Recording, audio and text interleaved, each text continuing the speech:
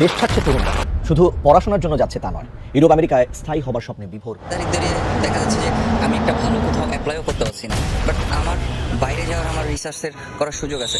তো আমি এই অপরচুনিটিটা কাজে লাগাচ্ছি। সবাই আসলে দেশের ফ্যাসিলিটিসটা কম দেখে ওইখানে যে সেটেল করতে চাইতেছে।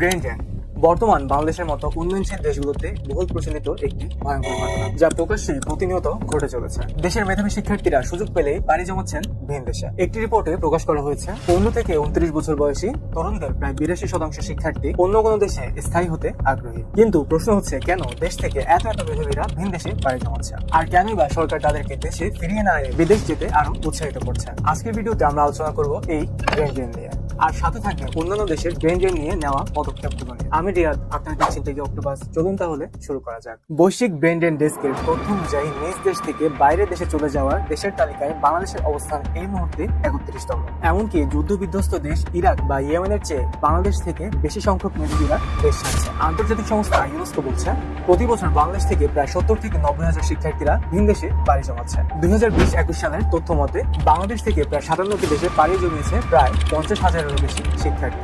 এই সব কিছু আমাদের কাছে স্বাভাবিক মনে হলো অস্বাভাবিক তখন হয়ে যায় যখন আমরা জানতে পারি তারা দেশের বাইরে যাচ্ছে ঠিকই, কিন্তু আর ফিরে আসছে না। কিন্তু প্রশ্ন হচ্ছে, কেনই বা তারা দেশ ত্যাগ করছে, আর কেনই বা দেশ ত্যাগ করলেও ফিরে আসছে না? যেসব কারণে এসব শিক্ষার্থীরা দেশ ত্যাগ করছে তাকে বলা হয় পোস্ট ফ্যাক্টর। এর মধ্যে রয়েছে বিষয়ভিত্তিক কাজের সুযোগ না থাকা, উচ্চশিক্ষা ও গবেষণার সুযোগের অভাব, ক্রমশমান জীবনযাত্রার মান, আর এছাড়াও আমাদের দেশে নতুন মাত্রায় যোগ করা হয়েছে রাজনৈতিক অস্থিরতা, সামাজিক বৈষম্য, যানজট, দুর্নীতি ও প্রতিনিয়ত বাড়তে থাকা দ্রব্যমূল্যের দাম। শুধুমাত্র তরুণ তরুণীরাই নয়, দেশে কয়েক বছর চাকরি করেও অনেকে পাড়ি জমাচ্ছেন বিদেশে। আর তার অন্যতম কারণ যোগ্যতার সঠিক মূল্যায়ন না করা। দেখা যাচ্ছে কোম্পানির সবচেয়ে কর্মঠ ও পরিশ্রমী কর্মী হয়েও সঠিকভাবে মূল্যায়ন পাচ্ছে না, এমনকি নেই চাকরির নিশ্চয়তা। অন্যদিকে কম যোগ্যতা সম্পন্ন মানুষ ক্ষমতার প্রভাব ও স্বজনপ্রীতির জোরে জায়গা করে নিচ্ছে উচ্চ পদ, আর সাথে পাচ্ছে মোটা অঙ্কের পারিশ্রমিক। আবার এদেশে ব্যবসা করতে গেলেও রয়েছে নানা ধরনের সমস্যা। কোথাও বিনিয়োগ করতে গেলেই সম্মুখীন হতে হয় চাঁদাবাজি অথবা সিন্ডিকেটের মতো সমস্যায়। এবার আমরা জানবো বেশিরভাগ উন্নয়নশীল দেশ হিডেনলি কেন ব্রেন ড্রেনকে উৎসাহিত করছে। কারণ হচ্ছে দুর্নীতিবাজ শাসকরা নিশ্চিত হতে চায় তাদেরকে থ্রেট করার মতো কমিউনিটি যাতে কোনোভাবেই বিকশিত হতে না পারে। ব্রেন ড্রেনের তালিকার মধ্যে রয়েছে ডক্টর, ইঞ্জিনিয়ার আর রিসার্চার। আরও রয়েছে দেশের নামি দামি বিশ্ববিদ্যালয়ের শিক্ষার্থীরা। তাদের পছন্দের শীর্ষে রয়েছে যুক্তরাষ্ট্র, অস্ট্রেলিয়া, মালয়েশিয়া বা কানাডার মতো উন্নত দেশগুলো। ভিন্ন মতকে দমন, স্বাভাবিক প্রতিবাদকে রোধ করা, দুর্নীতিবাদ শাসকের শাসনকে স্থায়ী করার জন্য ব্রেন ড্রেন একটি কার্যকর কৌশল। যদিও বা সব দেশের ক্ষেত্রে যে ব্যাপারটি সত্য তা কিন্তু নয়। কিছু কিছু ক্ষেত্রে ব্যক্তির উচ্চাকাঙ্ক্ষাও দায়ী থাকতে পারে। ঢাকা, রাজশাহী, খুলনা, চট্টগ্রামের মতো বিশ্ববিদ্যালয়গুলো থেকেই গত 30 বছরে 400 জন শিক্ষক উচ্চশিক্ষা ও গবেষণার জন্য বিদেশে গিয়ে আর ফিরে আসেন। দেশের বাকি বিশ্ববিদ্যালয়ের ক্ষেত্রেও চিত্রটা কিন্তু এমন নয়। অনেক ক্ষেত্রে শিক্ষকদের আলটিমেট উদ্দেশ্যই থাকে গবেষণার জন্য দেশের বাইরে যাওয়া আর সুযোগ পেলে সেখানে স্থায়ী হয়ে যাওয়া।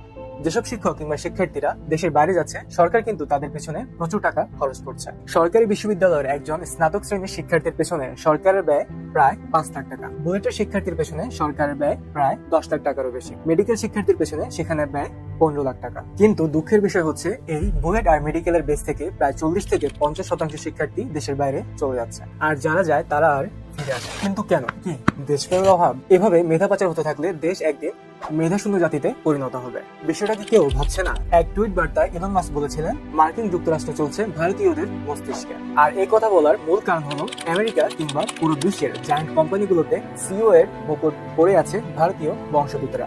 যেমন ধরুন সুন্দর পিচাই, তিনি গুগলের মূল প্রতিষ্ঠান অ্যালফাবেটের সিইও। আবার সাত্য নাদেলা হচ্ছে মাইক্রোসফটের সিইও। এই সকল কৃতিত্ব আপাত দৃষ্টিতে ভারতের প্রাপ্তি মনে হলো, আসলে কিন্তু ব্যাপারটা তা না। হয়তোবা তাদের দেশে সুযোগ সুবিধার অভাব অথবা ভালো ক্ষেত্র না পাওয়ার কারণে তারা পাড়ি জমিয়েছেন ভিন দেশে। গ্রেট ইন্ডিয়ান ব্রেন ড্রেনের পর ভারত এখন ব্রেন গেইনের দিকে আগাতে যাচ্ছে। কিছু কিছু ক্ষেত্রে বিশেষ পদক্ষেপ নিচ্ছে তারা।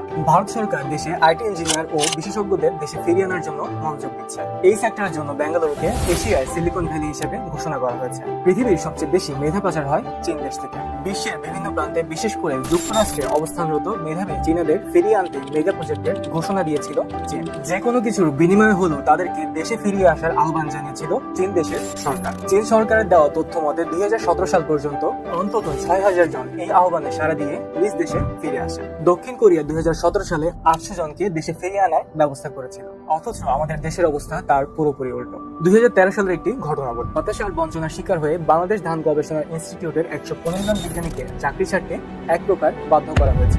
আর এভাবে দেশের শিশু ব্যক্তিরা আড়ালে কিংবা প্রকাশ্যে তাদের কর্মকাণ্ড চালিয়ে যাচ্ছে।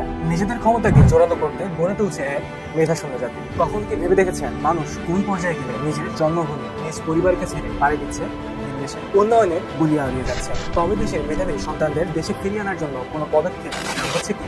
প্রশ্ন থাকলো আপনাদের কাছে। ধন্যবাদ।